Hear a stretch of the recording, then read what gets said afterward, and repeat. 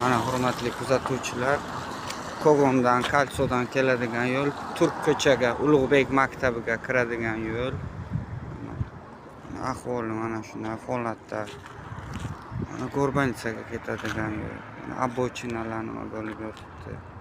Bu yo'llarda qani mashin bilan ham chiqib bo'lmaydi-da. Mana buni qarang. Bu yoqda maktab bor, Turk ko'cha. Hozir ko'rasiz qanday chiqib mashin.